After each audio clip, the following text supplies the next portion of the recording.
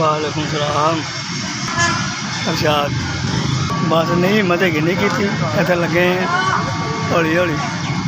मैं क्या असी हिम्मत नहीं है दुकानदारी लैन की, बड़े पैसे लगते हैं दुकानों के।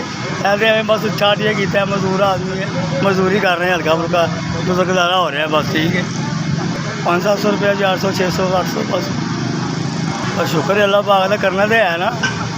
ये कि गल हम किसी को मंगना तो नहीं जाके। मैं क्या असी गरीब आदमी हैं, सारी जिंदगी मजदूरी की है, किसी के हाथ नहीं फैलाया तो ना अल्लाह पाक टाइम लाया बन लाया कि अपनी मजदूरी कर रहे हैं, सुकून ना गए हैं। 500-700 रुपये कमाई अपने बच्चे खुश हो जाए बस। मैं जी 500-700 रुपये ने दौड़ के पूरी पैंती वक्त तकादा निकलता पे, 4 बच्चियाँ ने, 2 बच्चे ने, बस वक्त हो रहा है। गरीब आदमी है, बत्ती के बिल देने होंगे ने, राशन ने, अजकल जी चीज़ लवो 300 तो घट किलो मिलती नहीं।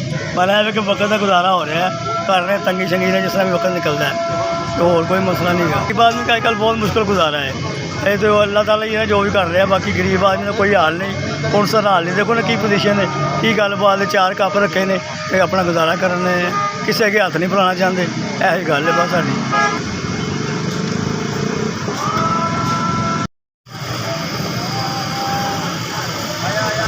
5000 रुपया मैंने मिले है।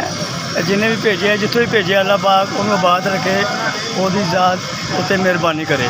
शुक्रिया अल्लाह पाक उन्होंने बच्चों को तंदुरुस्ती देवे, जिन्होंने मेरी मदद की। अल्लाह पाक उन्होंने सेहत तंदुरुस्ती भी देवे, उन्होंने कारोबार में बरकत पाए, हर चीज़ अल्लाह पाक रहमत करे अपने हर पास। SBS बहुत शुक्रिया, 5000 मिल गया।